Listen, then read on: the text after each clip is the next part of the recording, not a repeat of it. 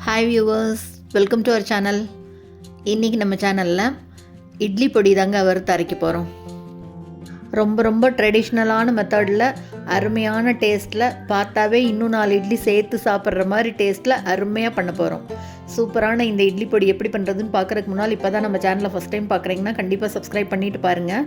கூடவே பக்கத்தில் இருக்கிற பெல் ஐக்கானில் ஆல்ங்கிறத தட்டி விடுங்க. ஸோ நான் போடுற வீடியோ எல்லாமே உடனுக்குடனே நோட்டிஃபிகேஷன் வந்துடும். வாங்க இந்த இட்லி பொடி எப்படி பண்ணுறதுன்னு பார்க்கலாம்.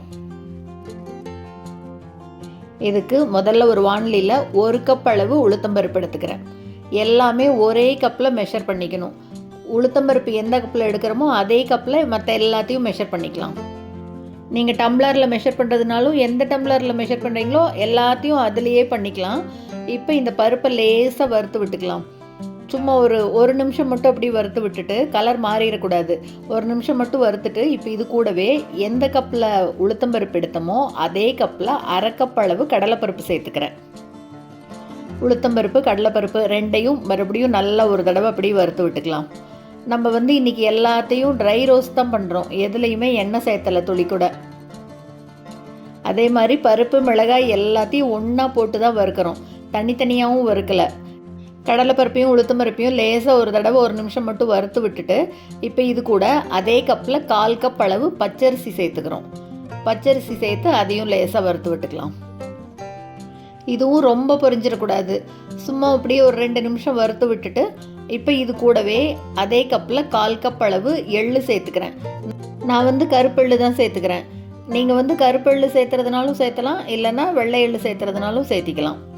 கருப்பு எள்ளு சேர்த்தும் போது இன்னும் கொஞ்சம் வாசனையும் டேஸ்ட்டும் கொஞ்சம் கூட இருக்கும்.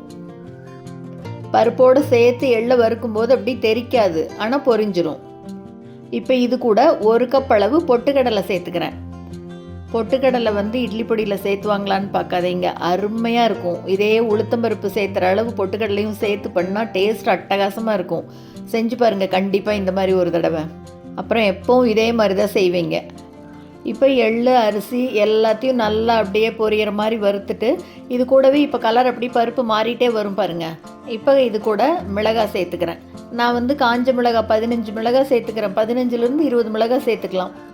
15 மிளகாய் சேர்த்துட்டு இது கூட கலருக்காக காஷ்மீரி மிளகாய் 4 சேர்த்துருக்கேன். நீங்கள் இல்லைன்னா அதை ஸ்கிப் பண்ணுறதுனா பண்ணிக்கலாம். அது கூட இந்த மிளகாயே இன்னும் 4 சேர்த்துக்கலாம். மிளகாய் எண்ணெயில் வறுக்கும்போது லேசாக ஒரு வாசனை வரும் கொஞ்ச நாள் ஆயிட்டா. ட்ரை ரோஸ்ட் பண்ணும்போது ரொம்ப நாள் ஆனாலும் கெடாமல் அப்படியே இருக்கும். பருப்பு எல்லாம் ஒரே மாதிரி வறுபடுங்க. பருப்பு அரிசி எள்ளு பொட்டுக்கடலை எல்லாம் ஒரே மாதிரி வறுபடும் இந்த மாதிரி எல்லாத்தையும் சேர்த்து வறுக்கும்போது. இப்போ இது கூடவே நல்ல ஒரு கொத்து கருவேப்பிலையை சேர்த்துட்டு அதையும் வறுத்துக்கலாம். அப்படி வாசனை கமகமன்னு அருமையாக இருக்கும். இந்த மாதிரி வறுக்கிறது கஷ்டமாக இருக்குன்னா நீங்கள் ஒன்றுன்னா தனித்தனியாக வறுக்கிறதுனா கூட வறுத்துக்கலாம். எல்லாமே ஒரே மாதிரி வறுபடுங்கிறதுக்காக நான் எல்லாத்தையும் ஒன்றா சேர்த்து இந்த மாதிரி வறுக்கிறேன். இப்போ எல்லாத்தையும் நல்லா வறுத்து விட்டாச்சு. பருப்பும் வறுபட்டுருச்சு பாருங்கள். அப்படியே எடுத்து காமிக்கிறேன் பாருங்கள், கலர் தெரியுதா? ரொம்ப சவக்கவும் வறுத்தரக்கூடாது, அதே சமயம் அப்படியே பச்சை வாசனையோடையும் இருக்கக்கூடாது. இந்த மாதிரி எல்லாத்தையும் நல்லா ஒரே மாதிரி வறுத்துட்டு இப்போ அடுப்பை ஆஃப் பண்ணிடணும். அடுப்பை ஆஃப் பண்ணதுக்கப்புறமா பெருங்காயத்தூள் நல்லா ஒரு 1/2 டீஸ்பூன் அளவுக்கு சேர்த்துட்டு, கூடவே இதுக்கு தேவையான அளவு உப்பு சேர்த்து நல்லா ஒரு தடவை கலந்து விட்டுடலாம். இந்த பெருங்காயத்தூள் அடுப்பு ஆஃப் பண்ணதுக்கப்புறம் தான் கண்டிப்பாக சேர்த்தணும். ஏன்னா டக்குன்னு ஒரே நிமிஷத்தில் கருகிரும். அதனால் உப்பும் பெருங்காயத்தூளும் கடைசியில் அடுப்பை ஆஃப் பண்ணிவிட்டு சேர்த்து நல்லா கலந்து விட்டுட்டு, இது எல்லாத்தையும் இப்போ கம்ப்ளீட்டாக அப்படியே ஆற விட்டுறலாம். எல்லாமே நல்லா ஆறினதுக்கப்புறமா இப்போ இது எல்லாத்தையும் ஒரு மிக்ஸி ஜாருக்கு சேர்த்துக்கலாம். எண்ணெய் சேர்த்தாமல் எல்லாத்தையும் ட்ரை ரோஸ்ட்டில் பண்ணும்போது தான் சிக்கு வாசனை வராமல் ரொம்ப நாளைக்கு இருக்கும். பாருங்கள், எல்லாத்தையும் இந்த மாதிரி சூப்பராக அட்டகாசமாக பவுடர் பண்ணிக்கலாம். ரொம்ப ட்ரெடிஷ்னலான மெத்தடில் அப்படியே அட்டகாசமாக இட்லி பொடி செஞ்சாச்சுங்க. இதை அப்படியே கொஞ்சம் லேசாக ஆற வச்சுட்டு ஒரு ஏர்டைட் கண்டெய்னரில் போட்டு வச்சிங்கன்னா 1 வருஷம் ஆனாலும் அப்படியே இருக்கும். இதை இப்படி எண்ணெய் விட்டு கலந்து காமிக்கிறேன் பாருங்கள், உங்களுக்கு எவ்வளோ அட்டகாசமாக இருக்கும்னு சொல்லிட்டு. வீட்டில் சாப்பிடும்போதும் சரி, வெளியில் இட்லி எடுத்துகிட்டு போகிறதுனாலும் இதை தடவி எடுத்துகிட்டு போனீங்கன்னா இன்னும் 4 இட்லி கண்டிப்பாக சேர்த்து சாப்பிடுவாங்க. அதிகமாக செஞ்சு வச்சுக்கோங்க. இப்போ இதுக்கு நல்லெண்ணெய் சேர்த்துக்கலாம். நல்லெண்ணெயில் கலந்து சாப்பிட்டோம்னா டேஸ்ட் இன்னும் அருமையாக இருக்கும். அந்த நல்லெண்ணெய் வாசனைக்கும் கருவேப்பிலை எள்ளு எல்லாம் சேர்த்து வறுத்ததுக்கும் அப்படியே வாசனையோடு அருமையாக இருக்கும். கலந்த உடனே அப்படியே எப்படி கலர்ஃபுல்லாக சூப்பராக இருக்குது பாருங்கள். பார்க்கும்போதே சாப்பிடணும் போல் இருக்குது. இதோட அளவு அப்படியே டிஸ்கிரிப்ஷனில் கொடுக்குறேன். கண்டிப்பாக மறக்காமல் இதே அளவில் இதே மாதிரி செஞ்சு பார்த்துட்டு மறக்காமல் கமெண்ட்டில் சொல்லுங்கள்.